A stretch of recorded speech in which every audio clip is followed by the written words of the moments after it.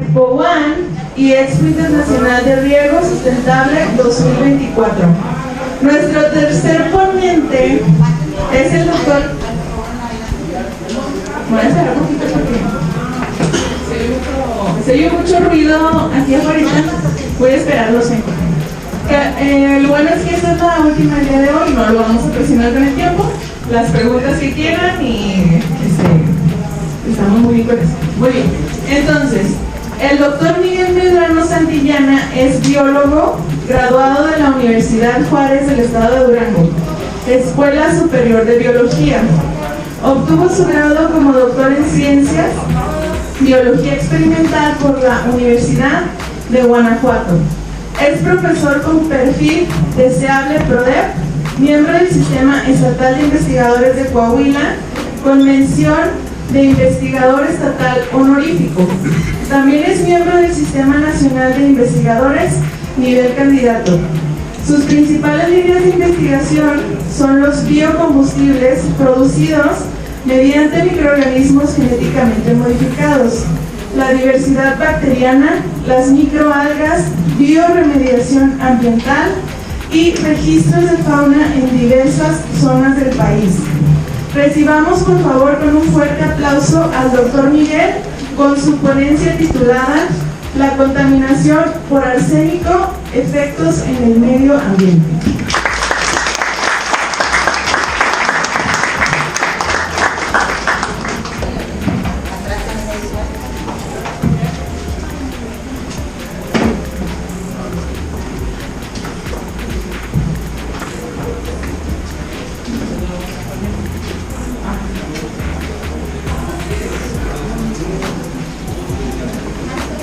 Si viven en una población donde hay contaminación por arsénico, tienen un 40% más de probabilidades de desarrollar diabetes, hasta un 90% más de desarrollar cáncer y prácticamente un 100% de probabilidad de no cumplir con su esperanza de vida.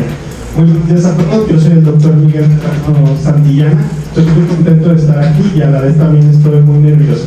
¿Por qué? Porque esta es la Expo One, es la feria de todos nosotros, de todos los narros, de todos los buitres, y el día que no sientan nervios de estar aquí, no funciona eso.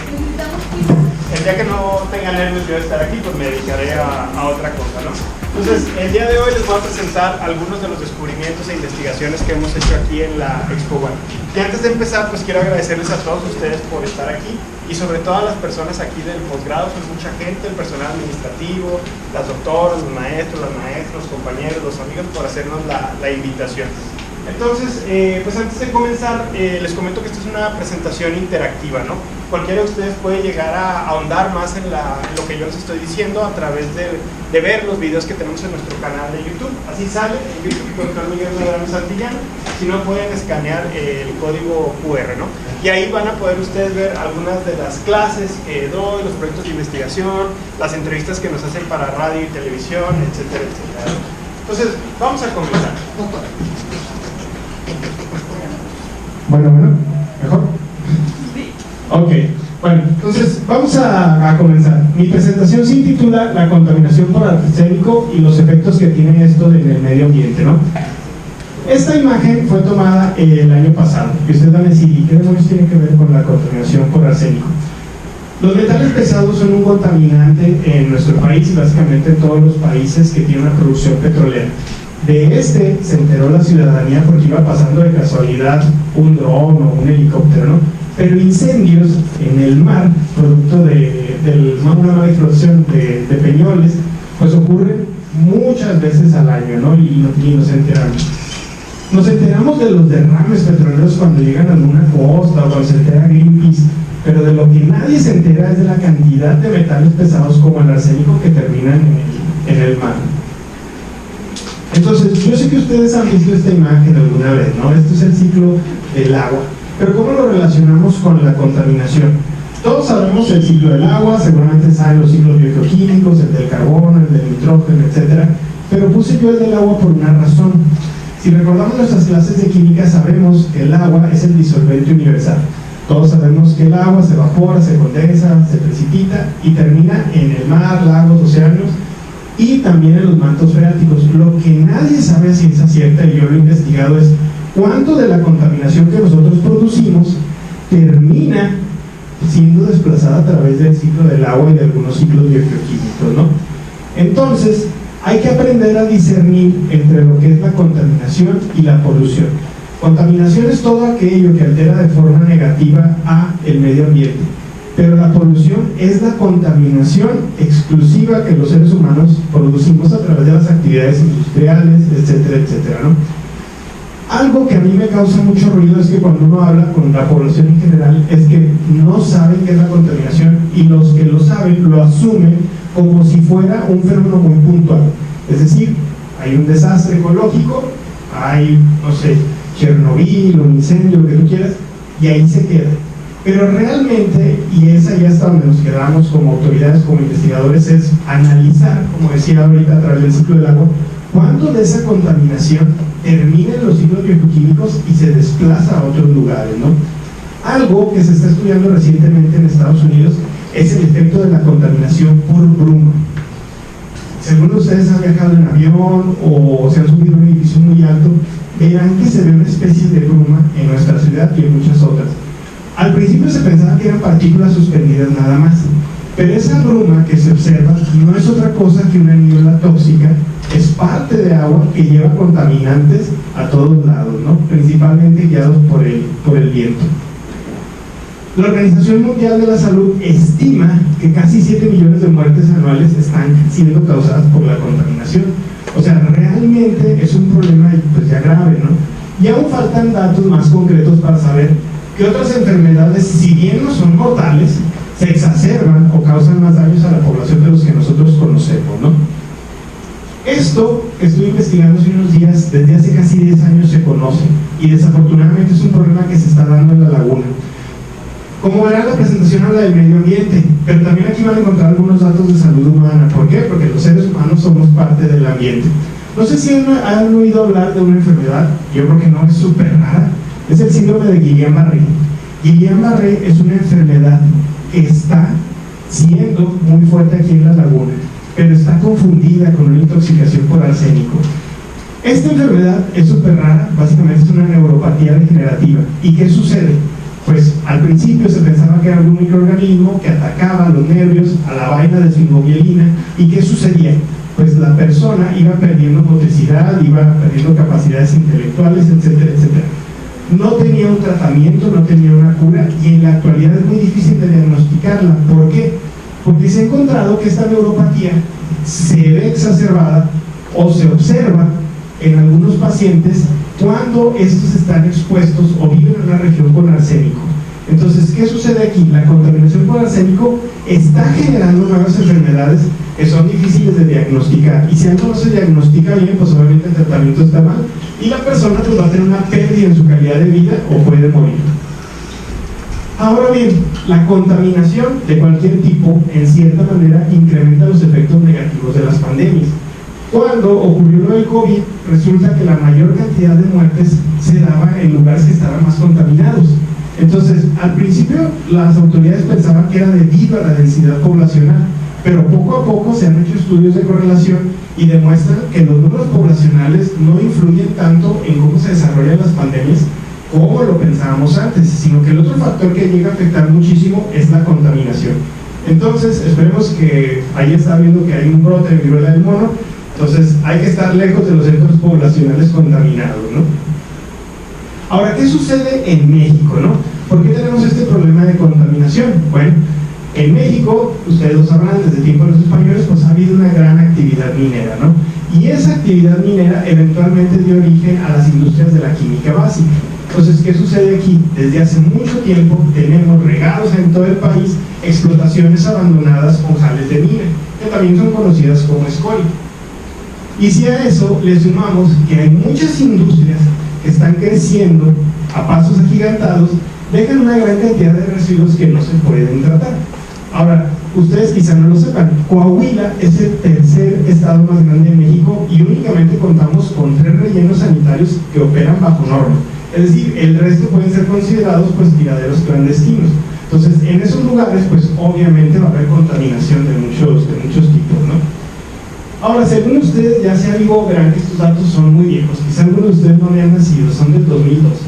Y no es porque yo haya sido flojo y no haya hecho la investigación, sino porque muchos de estos datos se los reservó el gobierno o simplemente ya nos hicieron estos estudios.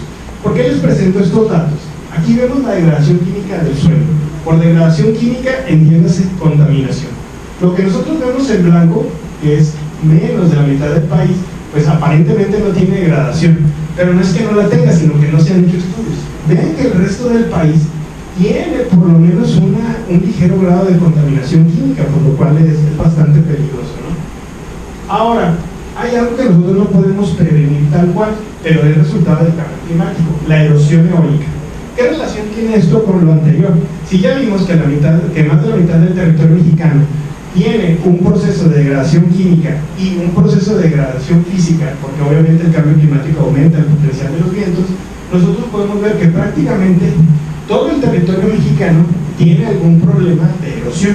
¿Por qué es importante esto? Bueno, no solamente para las cuestiones de contaminación, sino que esto ocasiona la pérdida de fertilidad de los suelos. Esto nos obliga a fertilizarlos y a tener mejores procesos sustentables a futuro, agronómicamente hablando. Y finalmente, si nosotros vemos, pues la mitad del terreno del territorio mexicano está afectado de alguna forma por el cambio climático o por la contaminación. Al momento solo he hablado del suelo, pero nos falta hablar del agua. Es decir, lo que nosotros vemos aquí es que al parecer una tercera parte del recurso hídrico, de forma que está en los ríos, que está en los pozos de agua, pues la tercera parte no está contaminada y el resto sí. Yo sé que este panorama suena bastante desolador, ¿no? O sea que básicamente el suelo se está perdiendo porque no lo estamos cuidando, ni hablar del recurso del agua, ¿no? Pero también faltan datos acerca de la contaminación del aire. ¿Por qué? Porque es difícil de medir y normalmente estos estudios son muy puntuales. Y de lo que sí prácticamente no tenemos estudios en México es de los xenobióticos, es decir, aquellos contaminantes que son sintéticos, que son artificiales, que son producidos por los seres humanos y que no existen de forma natural en la naturaleza. Por lo tanto, los organismos no han aprendido a comérselos o a degradarlos, ¿no? Ejemplos, los compuestos hormonales, algunos antibióticos, plásticos, nanomateriales, etcétera, etcétera, ¿no? Ahora, ya hablamos un poquito de la situación en México y en el mundo, ¿no? ¿Qué problema tenemos aquí en Torreón? Los que somos de aquí desde niños nos han dicho que Peñoles es el diablo, ¿no? Y básicamente se les echa la culpa de todo, ¿no? Pues desafortunadamente, pues les vengo a decir que no. Sí, Peñoles contribuye a este problema de la contaminación. Tenemos este cerro de miles de toneladas de escoria que no solamente tiene arsénico, tiene cadmio, tiene zinc, tiene otros metales que también son un peligro, ¿no? Pero lo que mucha gente no sabe es que los suelos de la región de manera natural son ricos en arsénico. Entonces, si nosotros escarbamos o cada vez sacamos agua de mayores profundidades, pues es lógico que el agua de más abajo pues va a tener mayores concentraciones de arsénico. Se han encontrado algunos yacimientos como de arsénico que tienen más de 100 años de antigüedad. Si nuestra ciudad tiene como 100 y cachito, pues quiere decir que no es responsabilidad de Peñoles, simplemente estaban ahí pues de forma natural. Y no me paga Peñoles, no lo estoy defendiendo, también tienen su bronca de ahí, ¿no? Cuando yo era más joven, pues la zona de amortiguamiento, que era la colonia la Eduardo Guerra, que está aquí al lado, pues intentaron comprarla, la gente no se quiso salir, hubo un escándalo mediático, y pues resulta que ya empieza a haber niños con plomo más allá de la colonia Eduardo Guerra. Entonces el problema se está exacerbando. Yo quiero pensar que es debido al aumento de los vientos. Si ponemos atención, las tolvaneras y los vientos fuertes cada vez son más frecuentes. Y esto es debido principalmente al cambio climático, ¿no? Ahora, hablamos un poquito de lo que es el arsénico, pero ¿qué demonios son los metales pesados? Bueno, los metales pesados no solamente son esos, son definidos en la literatura como todos aquellos metales que tienen una densidad igual o mayor a 5 gramos sobre centímetro cúbico. Esto, ¿por qué los hace pesados? Porque hace que puedan lixiviarse por gravedad. Entonces, la bronca con los metales pesados, cuando uno los explota, es que no se van a quedar en el suelo, sino que van a migrar a otras capas, ¿no? Esta fotografía la sacamos de una tesista de Irma, que ya terminó la maestría en la Narro, en Unidad Saltillo, y aquí nosotros vemos que este cerro pues está creciendo, ¿no? Quisieron taparlo con con zacatito, pero pues la verdad es que no crece porque es un sitio muy contaminado. Y esto que tenemos aquí es una especie como de construcción que dejaron abandonada. Aquí la gente está a menos de 50 metros del cerro. Esto es el perímetro de la cancha de atletismo del Teclaguna. Pues nosotros fuimos ahí y pues realmente no hay ninguna restricción. La gente sigue viviendo ahí, la gente del Teclaguna sigue llenándose de plomo y de arsénico ahí todo el tiempo, ¿no? Entonces, pues mi recomendación es que no se acerquen, ¿no? Y pues ya hemos encontrado ahí bacterias que pueden resistir cierta concentración tanto de plomo como de arsénico. Y esto va a ser relevante pues más adelante, ¿no?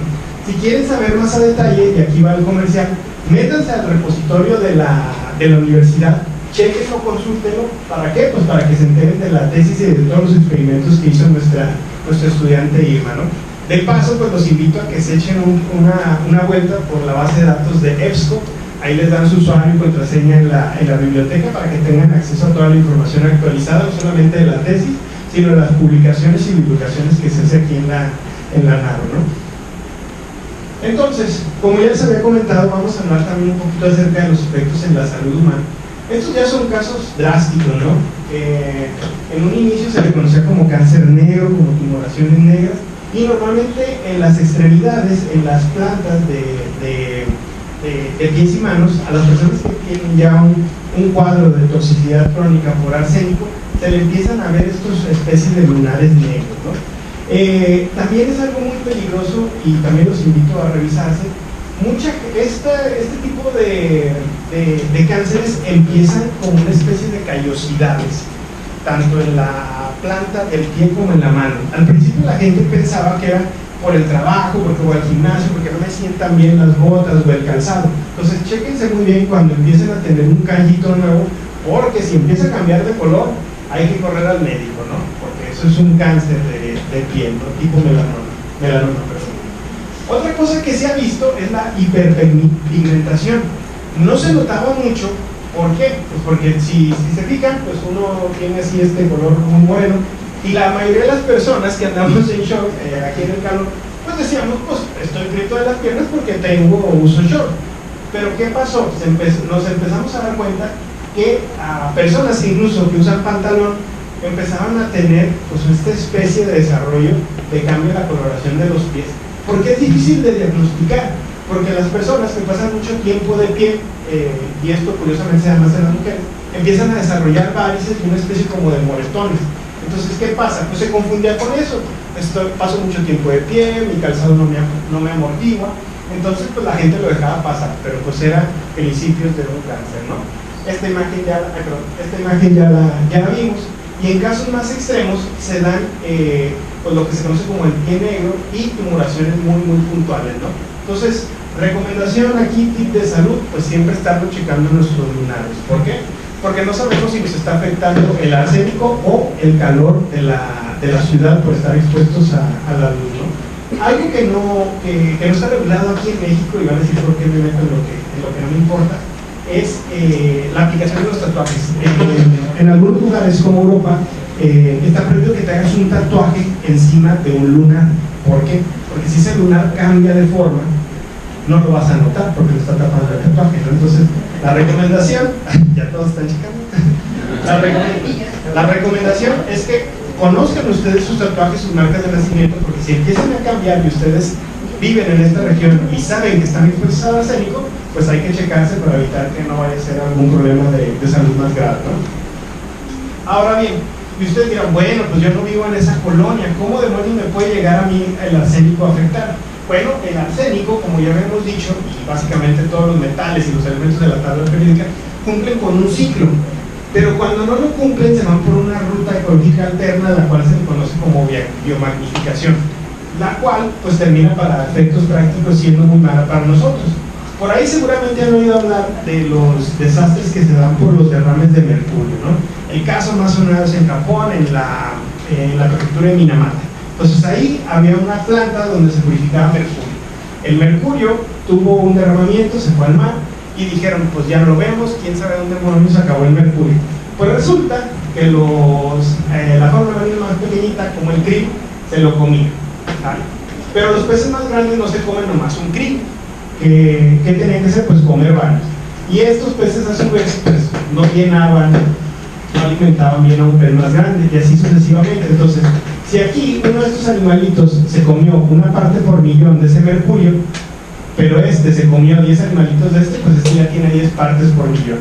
Y si este se come 10 pescados de esos, pues ya tiene 100 partes por millón. ¿Y qué va a suceder? Cuando nosotros nos comamos un atún rojo aquí, por ejemplo, pues nosotros ya tenemos más de 100 partes por millón que estamos consumiendo, ¿no? De hecho, hay una normativa internacional y un buen rato estuvo vetado el atún mexicano para importarse a Estados Unidos debido a que tenía altas concentraciones de mercurio y otros metales pesados. De hecho, la Organización Mundial de la Salud para Latinoamérica recomienda no comer más de una lata de atún a la semana para evitar un problema de contaminación por mercurio y otros metales pesados. Entonces, yo sé que es parte de la dieta cuando uno va a campo o cuando uno es foráneo, pero pues hay que comer otra cosa porque el atún de lata nos puede hacer bastante daño, ¿no? Entonces, que no se nos olvide esto, la contaminación no es puntual, la contaminación se va, se mueve, camina, se desplaza a otros lugares a través del viento o de los signos biogeoquímicos. Ahora, ustedes vinieron a ver qué onda con el arsénico. ¿De dónde demonios sale el arsénico? Bueno, ya dijimos por una parte que el hielo es el responsable, ya dijimos también que de forma natural en la región pues el suelo es rico en arsénico, pero ahora sí, ahí les va su cachito de culpa, ¿no? Fertilizantes y pesticidas y muchos agroquímicos están atascados de arsénico. Entonces, ¿qué podemos hacer? Pues evitar su uso, ¿no? Ahora, ustedes dirán, no, yo ya no estoy usando un compuesto que no tiene arsénico. Seguramente están usando un compuesto que tiene fosfatos. Entonces, aquí es donde la cosa se pone interesante.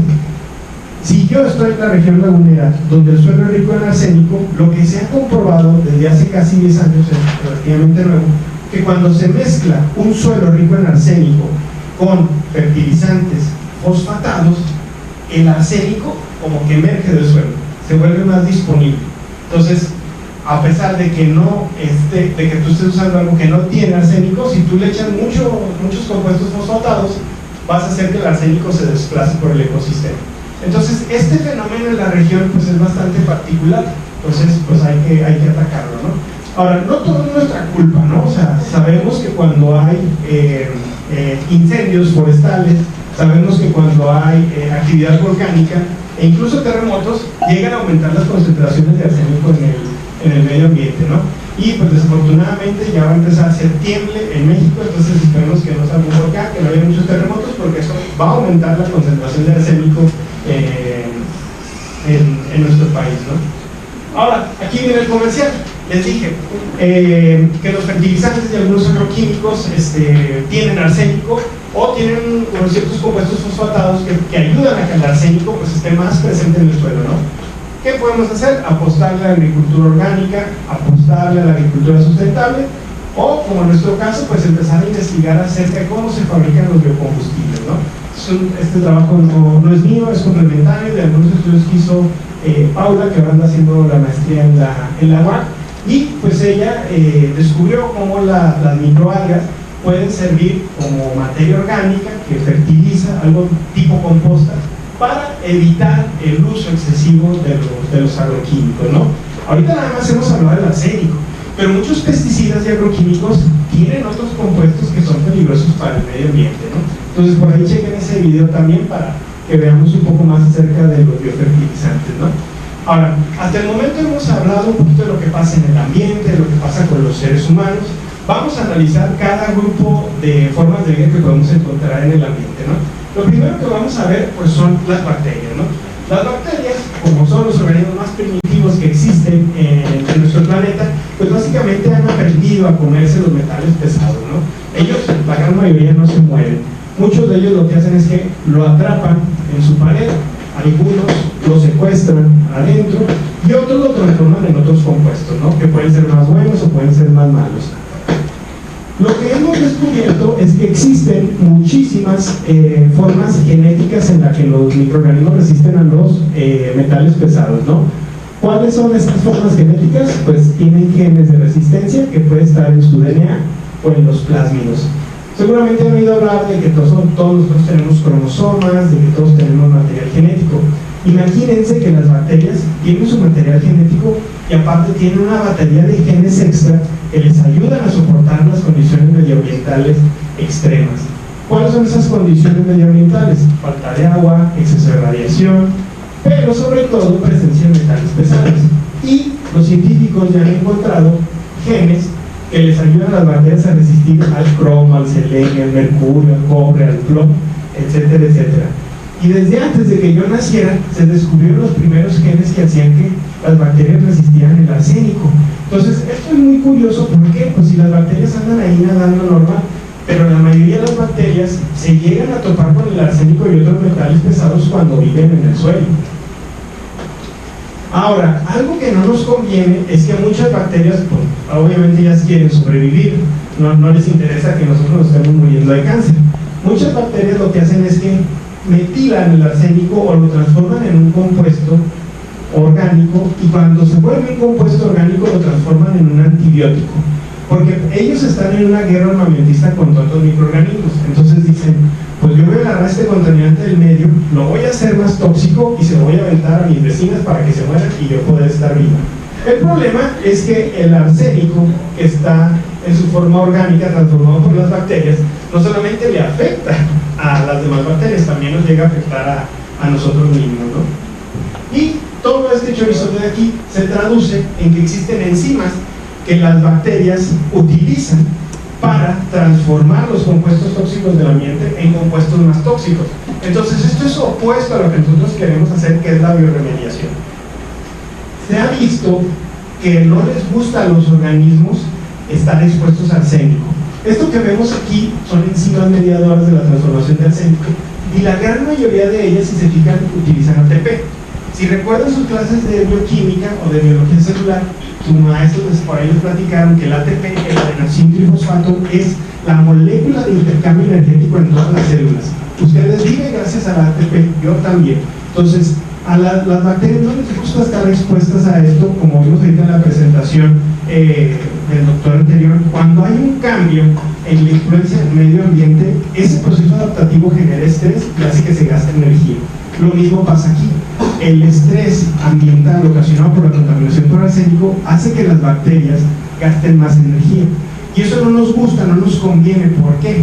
Porque si están gastando energía en defenderse de la contaminación, ya no hacen su chamba ecológica, que es la degradación de la materia orgánica. Entonces, ¿cómo se ven los suelos que tienen grandes concentraciones de contaminantes? Pues se ven todos sucios y llenos de materia orgánica, porque no hay microorganismos que se estén comiendo esa cochinada.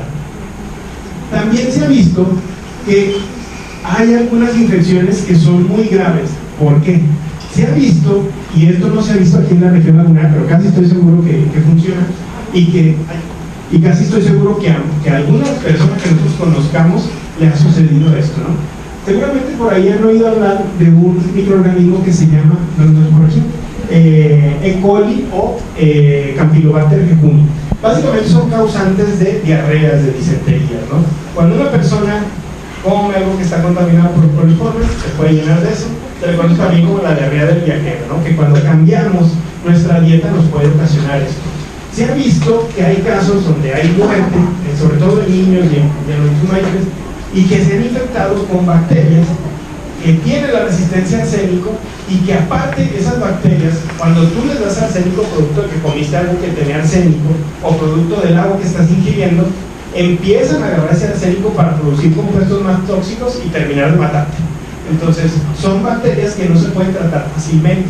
De ahí la importancia también de tener un buen diagnóstico médico por una infección, ¿no? Ahora, no se aprecia muy bien aquí, pero a nivel celular, básicamente las bacterias se empiezan a hinchar, empiezan a tener la acumulación de arsénico, y pues eso no está chido. ¿Por qué? Lo que tenemos aquí adentro, eso que se ve más claro, pues es el citoplasma. Y si el citoplasma cada vez tiene menos espacio, pues la bacteria tiene menos espacio para hacer sus funciones vitales, ¿no? Con lo cual no le gusta a ellas, y pues obviamente a nosotros para los procesos ecológicos, ¿no? Ahora, hasta ahorita pues hablamos nada más de las bacterias, ¿no? Muchos se estarán preguntando, ¿qué demonios les pasa a las plantas? Bueno, las plantas empiezan a descolorarse. ¿Por qué? Porque ya no producen los pigmentos de la fotosíntesis, ¿no? sus procesos de evapotranspiración también se ven alterados y les pasan muchas otras cosas que ahorita vamos a analizar, ¿no? Entonces, las plantas, ¿cómo se protegen de esto? Y ahorita vamos con el comercial antitabaco. Producen enzimas como la superóxido dismutasa, la catalasa, se asocian con bacterias y hongos para producir micorrizas y ser más resistentes, empiezan a acumular osmolitos para degradar el arsénico, empiezan a producir compuestas que se llaman como fitogelatinas, y la que todos quisiéramos que lo empiecen a acumular. Yo no estoy en contra de la fitorremediación, pero la gran mayoría de las plantas no transforman el compuesto químico, sino que se lo guardan. Entonces, y muchas veces no se lo guardan, lo quitan del suelo y lo mandan al aire, y pues como ya dijimos anteriormente, el aire se lo lleva a otro lugar. Entonces eso es peligroso. ¿Por qué? Porque no resuelve el problema de la contaminación, nada más la mueve a otro lugar, ¿no? Por eso también es importante considerar eso. Ojo aquí con la gente que fuma. Seguramente han visto las cajetillas de cigarro que pues básicamente ya son una infografía de abortos, cánceres, tumores, etcétera, etcétera, ¿no? Entonces, lo que se ha visto es que hemos seleccionado tanto las plantas de tabaco y son tan resistentes que muchas de ellas lo que hacen es almacenan el arsénico, y ese arsénico pues termina en los cigarros. Entonces, eso que ponen las cajetillas de cigarro de que tienen arsénico y que el arsénico es un veneno para ratas, es cierto, pero no es que el señor Marlboro le ponga arsénico adrede, sino que las plantas lo acumulan a fuerzas, ¿no? Entonces hay que tener mucho cuidado con eso. Aquí la pregunta que siempre me hacen, profe, ¿y si yo me vuelvo feo? No, esas cosas normalmente pues vienen de China y solo Dios sabe, no lo regula la COFEPRIS, no se han hecho estudios, pero o sea, incluso creo que en Estados Unidos unos que traían uranio, entonces pues tengan cuidado con el vapeador también, ¿no? Ahora, gráficamente cómo se ve y por qué es difícil determinar los problemas de intoxicación de las plantas por arsénico o la contaminación por arsénico. Pues las hojas se pueden superenrollar, pero pues eso también lo puede causar un insecto, un virus, una bacteria. Se ven parches necróticos, se reduce el número de hojas, las hojas empiezan a caer rápidamente, la raíz o la radícula no crece bien o no sufre su proceso normal de elongación, se ve amarillamiento, clorosis, etcétera, etcétera. Entonces, si se fijan, si ustedes recuerdan sus clases de parasitología o de fisiología vegetal, pues estos síntomas no nos dicen mucho, son muy parecidos a síntomas que se pueden dar por estrés hídrico, por alguna infección bacteriana, etcétera, etcétera, ¿no? Ahora, ya hablamos de bacterias, ya hablamos de plantas, vamos a ver qué pasa con los animales, ¿no? Aquí viene un problema muy grave y todavía no logro encontrar la verdad, ahorita les voy a explicar. El arsénico sigue una serie de rutas y básicamente termina en la vesícula biliar. ¿Y qué creen? Hablé con mis amigos médicos del agua y el estallamiento de vesícula biliar, yo espero que aquí todos tengan su vesícula, es una enfermedad increíblemente común en la laguna. Y se ha visto que la gente de la colonia Eduardo Guerra sufre más de la vesícula que el resto de la población. Entonces está relacionado directamente con la presentación de arsénico que hay en esos lugares. Entonces, ¿por qué es importante cuidar nuestra vesícula? Porque si te estalla y no vas al médico en menos de 2 horas, mueres. Entonces es muy importante eso. Mucha gente se aguanta y ha llegado prácticamente inconsciente o desmayada. A mí me tocó cuando estaba en la Cruz Roja, que les estalló alguien la víscera, llegan desmayados, el dolor es insoportable. No se aguanten. Si usted tiene un dolor que ya es incapacitante en el abdomen, nada más te haces así o alguien te acaricia la pancita y te caes del dolor. Entonces la sintomatología es muy clara, ¿no? Si tú sientes un dolor que te impide hablar, respirar, lo que tú quieras en el estómago, corre, porque lo más posible es que se te haya reventado la vesícula, ¿vale? También se ha visto que la contaminación por arsénico no termina ahí. Se han hecho experimentos con ratoncitos donde se les ha intoxicado adrede con concentraciones de arsénico y se ha visto que las mutaciones se transmiten a hijos y a los hijos de los hijos y a los hijos de los hijos. Hasta la generación filial 3 se han visto mutaciones por arsénico, pero estos ya no estuvieron expuestos al arsénico. El arsénico atraviesa la placenta.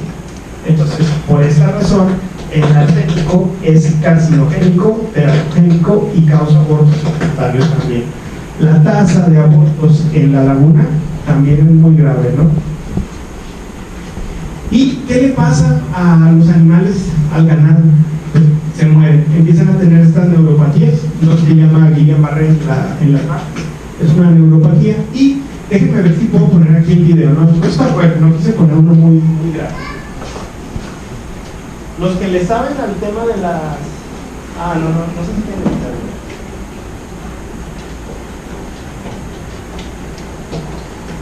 Bueno, a ver si ahorita nos ayudan.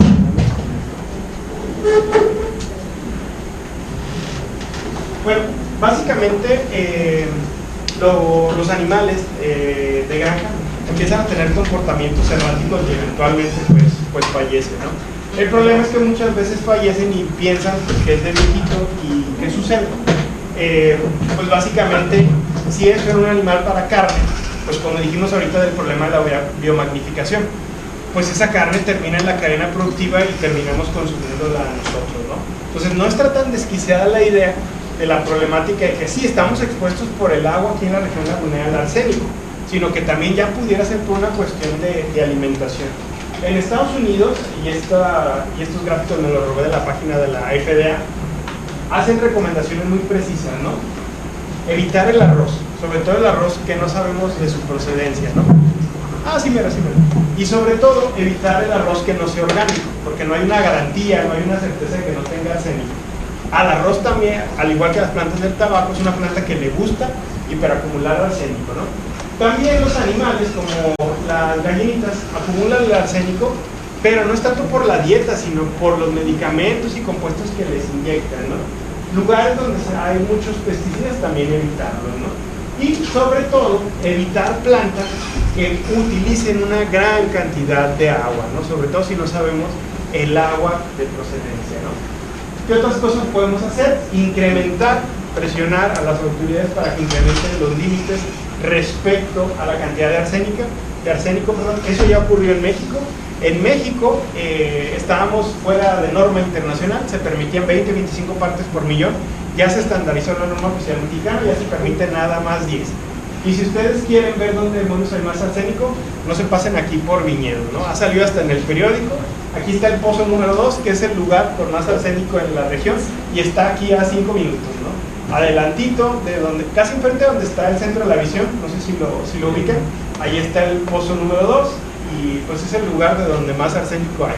Lo siguen usando, lo siguen utilizando, entonces llegan ahí pipas que las utilizan para riego o para llenar alberca de quinta, ¿no? Entonces si los invitan a una casa con alberca y en viñedos, pues mejor no vayan, ¿no?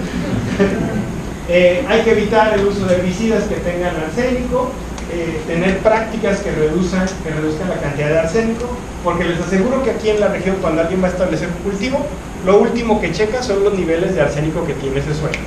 Entonces eso es algo que no se monitorea, ¿no? ¿Pero qué podemos hacer si no podemos si no podemos evitar todo eso? Pues cuando preparemos arroz o algo cuya procedencia del agua con la que se sembró no sabemos, pues lavarla muy bien y cuando se cosa remover toda el agua, ¿no? Entonces también hay que diversificar los granos. Muchos de los problemas de intoxicación por arsénico es porque siempre comemos lo mismo. Entonces entre más variada sea nuestra dieta, pues nosotros vamos a tener menos exposición al arsénico y otros contaminantes, ¿no? Entonces hasta aquí hemos hablado de puras cosas catastróficas y yo no quiero que se vayan con esa idea. Quiero que se vayan con la idea de que tenemos el trabajo y la responsabilidad de hacer cosas nuevas para mejorar esto. Recuerden que al principio les mostraba un derrame petrolífero en el océano, ¿no? ¿Por qué se dan estos derrames? Bueno, malas prácticas, chalala. Pero al final de cuentas es porque somos una sociedad dependiente de los combustibles y los energéticos, ¿no? Mientras haya personas que ocupen gasolina y diésel, va a seguir existiendo Pemex y va a seguir habiendo derrames en el mar, ¿vale? ¿Qué podemos hacer? Desde 2009 estoy estudiando cómo fabricar biocombustibles, es decir, combustibles que puedan en algún momento dado suplir la demanda de los combustibles tradicionales. Y ustedes me dirán, ¿y esto en qué ayuda? Bueno, si nosotros utilizamos más combustibles, pues se va a ocupar que exploten menos pozos petroleros en el océano, ¿no? Hacemos biodiesel, para que nos vayan a visitar aquí, este es el comercial, estamos en el stand de biología, también estamos en el stand de investigación y en el de proyectos de desarrollo, y también estamos recientemente, no sé si anda por aquí Jessy, Jessy está por allá, está produciendo bioetanol. Entonces les enseñamos a gente de las comunidades a que lo utilicen, a que lo fabriquen con aceite reciclado para darle un uso, un valor agregado a un residuo y evitar la contaminación por aceite de cocina quemado. Y aparte también se pueden fabricar jabones con eso, ¿no? Entonces nos ayudan por ahí los estudiantes de la licenciatura, de la ingeniería en procesos ambientales, pero recibimos gente de todas las carreras, ¿no? Y ustedes dirán, bueno, eso ayuda a que ya no consumamos más combustible. ¿Qué otras cosas podemos hacer de forma casera para evitar la contaminación por arsénico? Bueno, por ahí nos ayudaron algunas de las compañeras, por aquí andan, a fabricar un filtro casero para remover arsénico, ¿vale? Mucha gente no los usa, ya se venden de forma comercial, pero son son bastante caros algunos. Entonces por ahí pudimos comprar con los proyectos de investigación un equipo para determinar arsénico, es el otro comercial, si alguien ocupa, pues ahí nos dice y nos ponemos de acuerdo con los dineros, ¿no?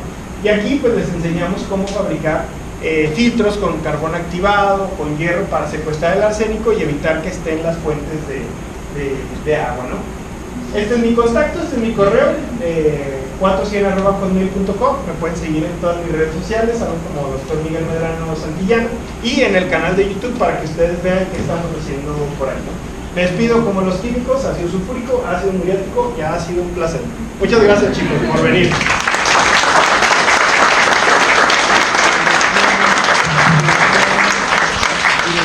Muchas gracias. No sirve. No sirve. Ay, me disculpa por el micrófono, pero No son las pilas, no funcionan. no sabemos. Parece que es un cortón, un cable. Bueno, tenemos tiempo para preguntas. ¿Quién quiere empezar? ¿Pregunta, comentario? Con confianza, chicos. Lo peor que les puedo decir es no sé. Adelante. No, ustedes. Bueno, más que nada, felicitaciones por la ponencia. Gracias. Primeramente, muy interesante. Actualmente es un gran problema de salud pública el arsenismo en la región lagunera. Como muchos ya lo saben, pues es el programa de agua saludable. Me gustaría saber tu opinión y en la cuestión, ¿qué se puede llegar a hacer en investigación a largo plazo y dar un buen seguimiento y monitoreo de los diferentes pozos que nos aquejan, que casi la mayoría rebasan los límites? Y me gustaría saber tu opinión, ¿qué se puede llegar a hacer? Y bueno, de entrada les digo que esa palabra me da directo en el core, esos son recuerdos de Vietnam para mí, ¿no? Nosotros fuimos subcontratados por el gobierno federal para ir a checar qué onda con agua saludable, ¿no? Entonces la fase 1 del proyecto era determinar el impacto ambiental. El problema espero que no haya aquí ningún civil o arquitecto, ¿no? O sea, no, las cosas hay que hablarlas con... Sí, pero como que les dan un semestre de ecología y entonces ellos querían poner la planta originalmente dentro del polígono que es el área natural protegida del Cañón de Fernández, que pues es un sitio Ramsar, o sea, está declarado por la ONU como un sitio de alta importancia por la conservación de humedales. Bueno, total, los convencimos de que no lo pusieran ahí en ese polígono y se recorrieron 200 metros rumbo a Sapioris. Total, todo muy bien. Entonces fuimos y nos dijeron, no, es que necesitamos que determine el impacto ambiental. Llegamos y ya estaba todo devastado. Entonces dijimos, pero no podemos determinar un impacto cuando ya se hizo el impacto, o sea, no puedo ver un antes y un después. Total, monitoreamos lo que pudimos, dimos nuestro diagnóstico, no les gustó, nos mandaron por un tubo y le pagaron a alguien que les dijera que sí. Esa es la realidad. ¿Cuál es el problema que existe con agua saludable? No están ustedes para contarlo ni yo para saberlo, pero tenemos un topo allá adentro que nos está filtrando información. Resulta, y no es que empiece, y pues resulta que el agua que supuestamente iba a ser saludable llega a tener en la temporada de riego agrícola llega a tener más arsénico que los pozos de la región. ¿Por qué? Porque río arriba hay mucha gente que riega campos de cultivo, hay nogaleras, hay maizales, hay trigales, hay campos de alfalfa, hay lo que ustedes quieran, y nadie me puede decir a mí que no, porque yo lo he recorrido caminando de ida y vuelta el Cañón de Fernández. Entonces sí es una área natural protegida, pero hay ejidatarios y pues ellos hacen y disponen de la tierra como ellos quieren, ¿no? Entonces sí, eventualmente la planta potabilizadora la va a filtrar, pero si se sigue habiendo río arriba el uso indiscriminado de fertilizantes, pues vamos a acabar donde mil. ¿Cuál es el otro problema con agua saludable? Que hasta el momento no se ha dicho que esa agua sea exclusiva para el uso de la ciudadanía, porque está la Coca y la Corona lamiéndose los bigotes para cuando abran las líneas a tope, porque ellos van a decir hay excedente y venga chepa acá para hacer cerveza, para hacer lechita, para hacer todo lo demás. Esa es la parte 1 del problema. El otro problema es que se está gastando un dineral en poner las líneas, en toda la infraestructura, pero no se ha gastado ni un peso en que siga. Van a decir que esto suena a primaria, ¿no? No se ha gastado un peso en qué, en concientizar a la población y sobre todo señalar a las industrias en que cuiden el agua, en que la cuidemos, ¿no? O sea, no se ha gastado un peso en eso. O sea, pensamos que ya nos van a traer el agua de allá y todo muy bien, pero la gente y las industrias van a seguir gastando lo mismo o incluso más porque piensan que hay más agua. Entonces eventualmente eso se va a acabar. ¿Por qué? Porque cuando empieza a haber carencia y empiezan a restringir los ciclos de riego agrícola arriba, pues allá la van a hacer de todos.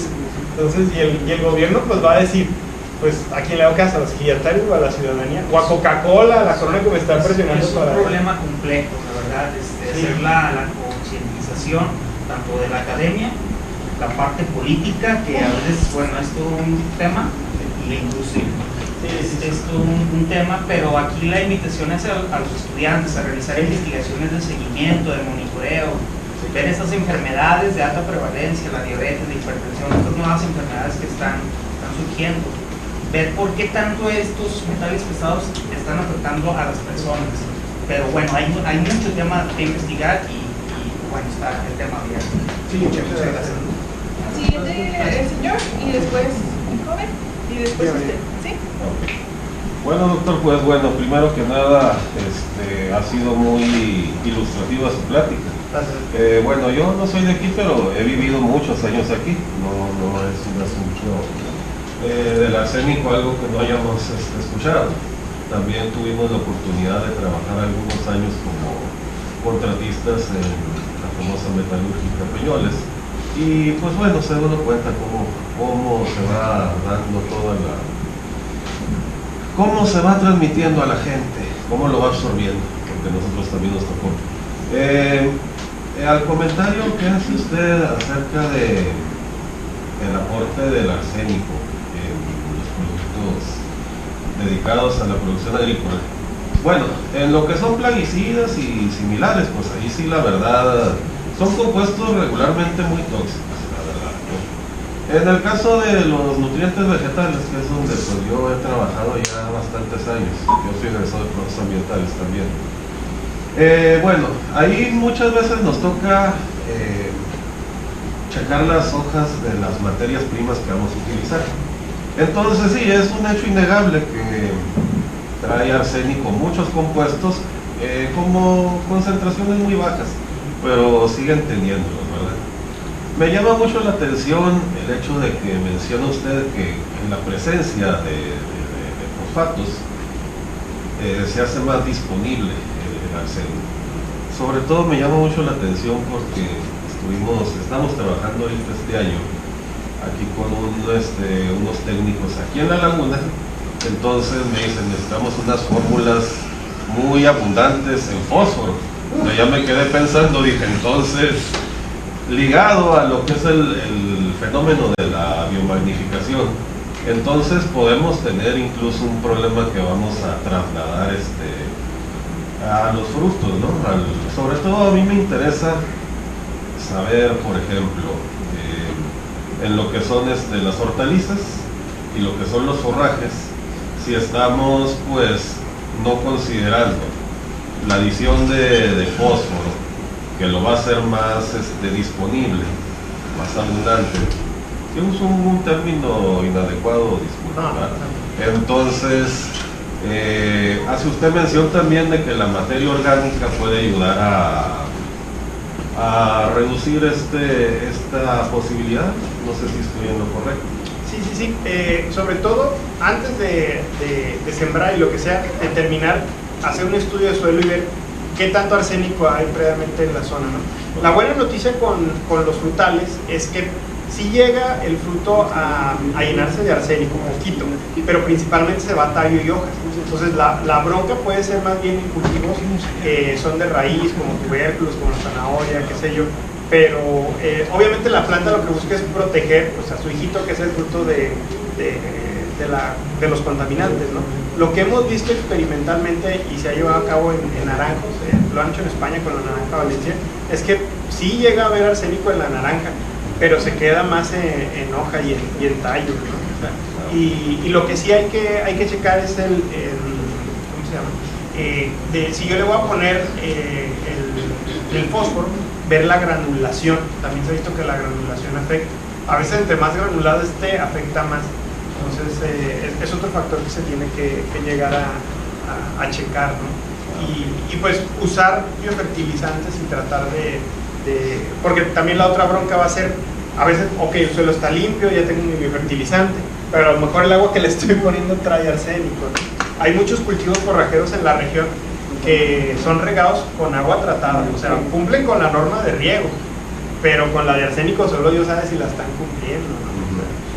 Y sabe que sería interesante también porque, por ejemplo, la economía circular está llegando también al sector agrícola, no tanto por una conciencia plena del sector, sino porque muchas veces, por ejemplo, un servidor a mí me llaman 2-3 veces al año y me dicen, oye, necesitamos hacer esto, no puedo pasarme de este precio y quiero que se aproveche mejor por el cultivo. Entonces ya es donde nos ponemos a ver qué más le ponemos, ¿verdad?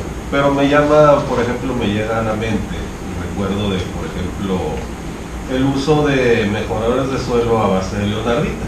Me quedé pensando, y la leonardita cruda debe de traer tal vez algo de arsénico, ¿verdad? Porque se extrae y ya queda un producto y ya se disuelve, ya jala o jala más o menos, pero igual yo creo que estamos dejando pasar el posible aporte, ¿verdad?, en los minerales. Sí, incluso no sé particularmente en qué tipo de fábrica se llega a purificar leonardita, pero de lo que sí tengo certeza es que hay muchas refinerías de minerales que son usados subsecuentemente para la agricultura y no trabajan bajo norma en el sentido de que, no sé si han visto cuando consumen un cereal o algo para las cuestiones alérgicas, fue hecho en una fábrica que maneja soya, cacahuate, chalala, para evitarlo. Pues cuando se debería hacer este etiquetado para algunos tipos de fertilizantes, porque hay fábricas tan grandes que producen, o más bien que procesan muchos tipos de minerales que no necesariamente son para la agricultura. ¿Y qué sucede? Pues que a lo mejor traen trazas de otros elementos, ¿no? También ese etiquetado no se hace, no sucede. Muy bien, muchas gracias. Adelante. Sin embargo, mi duda fue también sobre las empresas. Lógicamente es una gran fuente de contaminantes que todos hay, pero nunca tomamos en cuenta la inconsciencia también de la gente, que sin embargo está ahí presente porque pues uno sabe que está mal, una empresa le está haciendo eso, pero sin embargo lo seguimos consumiendo. O también lo que mencionaba, pues en pandemia hubo mucho fallecimiento en grandes poblaciones, pero no implicaba tanto el recuperar tantas poblaciones, sino que las personas al tener esa inconsciencia, pues muchos ya estaban, perdón las palabras, pero ya estaban malos o jodidos de algún pulmón o de algo. Y nos echaban la culpa que había mucha gente, pero no era tanto eso, sino que la persona ya se había descuidado y al llegar a una enfermedad, pues lógicamente lo golpeó más fuerte. Mi otra duda también fue, bueno, más bien es aclaración o no sé cómo tomarlo. Aquí por lo del agua saludable, sin embargo también es un peligro inminente porque pues va por calles, por pueblos, pasa por ejidos y pues, una pequeña fuga que haya es un derrumbe inminente ahí porque pues, los tubos van por debajo de la tierra. Sí, pues en realidad pues, yo no soy ingeniero, ¿no? Pero, o sea, sí puede haber esa problemática, pero hasta donde tengo entendido el mayor riesgo pues es esto de la contaminación por arsénico de otro tipo, ¿no? O sea, hasta donde tengo entendido la bronca no es tanto el establecimiento de las líneas de conducción. O sea, hay una bronca por el uso de cambio de tipo de suelo, porque la tubería, como bien dices, pasa por terrenos ejidales y pregúntenme si los han indemnizado por el uso de sus tierras. No, y se van a morir sin indemnización. Entonces, a los montos finales de costos del proyecto hay que sumarle las indemnizaciones por los accidentes de trabajo, ¿no? O cuando se va a usar el suelo, ¿no? De otro tipo, ¿no? Pero sí, tienes totalmente la razón. O sea, quizá pues la empresa, la Coca, la Lala, lo que ustedes quieran, pues no va a bajar su producción hasta que nosotros como usuarios dejemos de consumir eso, ¿no? Se nos olvida que estamos en medio del desierto y que aquí en la región lagunera está la cuenca lechera más grande de Latinoamérica. Entonces, pues es inaudito eso, ¿no? Y la cervecería también, porque pues siempre le echamos la culpa al ala, pero también la coca y la cheve también. Y aquí todos vamos a tomarnos una cerveza el fin de semana, ¿no? Pues esa es la bronca también. Gracias, sigue el señor y yo creo que concluimos. Sí, gracias. Bueno, yo creo que yo no lo escuché por ahí, y creo que la opinión se me hace importante porque no mencionaba solo las causas principales del problema del arsenismo en la laguna, que es la sobreexplotación de los acuíferos. No escuché nada por ahí, y me gustaría saber qué es lo que está pasando, por qué no se menciona, por qué saca fotos de un pozo petrolero de no sé dónde, cuando el problema lo tenemos aquí nosotros.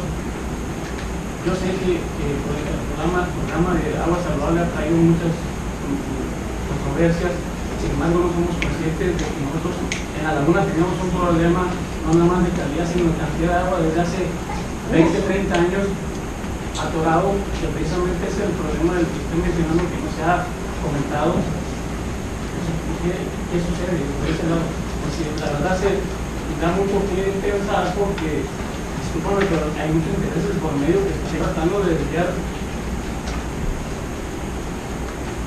la atención por otro.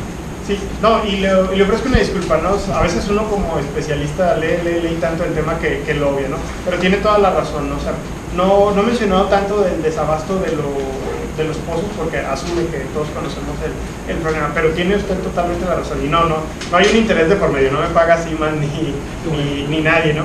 La bronca que tenemos aquí con los pozos de agua no solamente es que se estén acabando, sino que en el gobierno municipal anterior se descubrieron otros 20, 30 pozos y pues realmente lo que sabemos es que ocurre aquí en la laguna y en todos lados, es como los cenotes que hay en Yucatán, o sea, el que salga agua de un lado no quiere decir que sea una fuente primaria, sino que todo está por abajo conectado.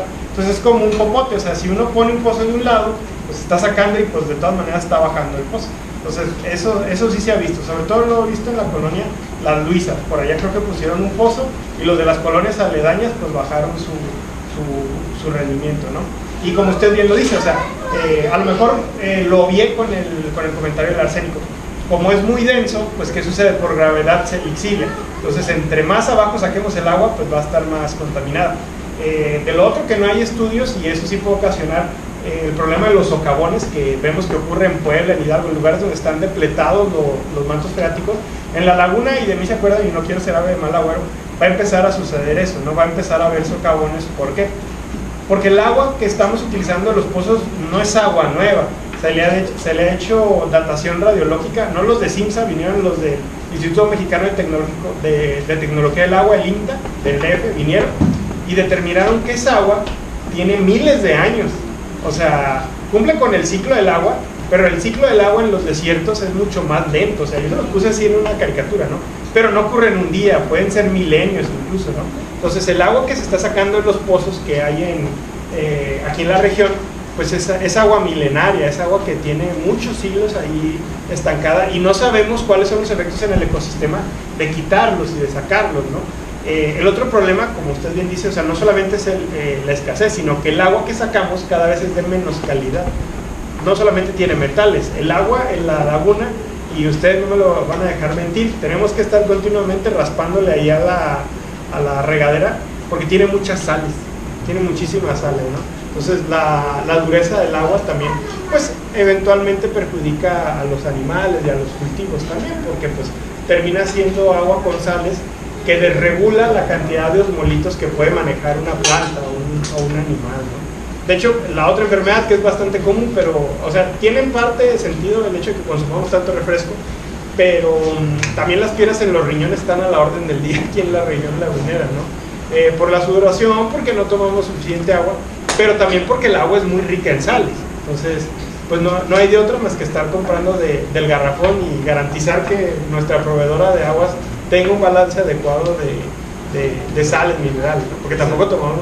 Sí, nomás una última pregunta. Dime. No me gusta mucho. Tú que mencionas sobre estudios y métodos para medir el arsénico, ¿qué niveles de arsénico hay en la leche que se produce en la laguna? ¿Qué niveles? ¿Qué arsénico hay en la leche que se produce en la laguna? ¿Qué niveles de arsénico hay en la carne que se consume en la laguna? La carne llega a tener hasta 20 partes por millón, se ha visto. Y la leche, como volvemos al mismo caso que decía ahorita de la planta, ¿no? O sea, la leche sí llega a tener, pero tiene menos. Tiene como 5 partes por millón. Y bueno, no alcanzó a salir al cierre de esta edición, pero salió en una revista muy prestigiosa a inicios de este año. Yo me acabo de enterar de este estudio. Vinieron unos españoles que los corrió el gobierno de AMLO porque de forma gratuita ellos querían monitorear la cantidad de arsénico en sangre y orina de la población lagunera, y lo checaron por 3 años y checaron que está aumentando la concentración de arsénico en la orina, principalmente en hombres. Aumenta más. Sí, y a veces esos mismos estudios están financiados por la industria, porque hay conflicto de interés ahí. Sí, no, afortunadamente estos eran unos españoles que nomás venían a ver la salud, o sea, la salud no venían financiados por nadie, pero pues obviamente eso es pegarle al gobierno y pues no salieron de eso. Porque hicieron el estudio cuando empezó la construcción de agua saludable para la laguna, ¿no? Igual no les paso el link ahí si alguien me contacta, ¿no?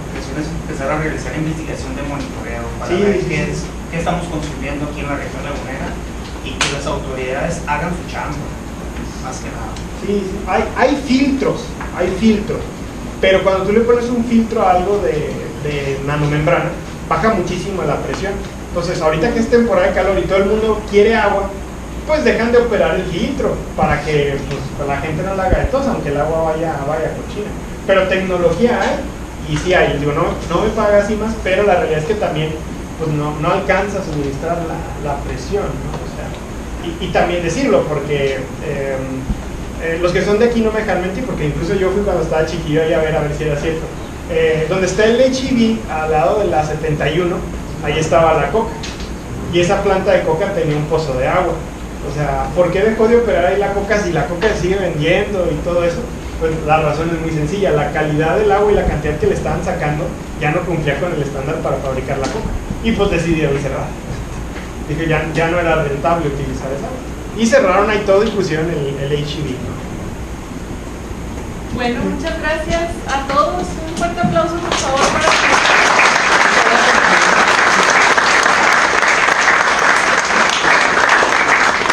y pues ya les dejo sus números de contacto, síganlo en YouTube.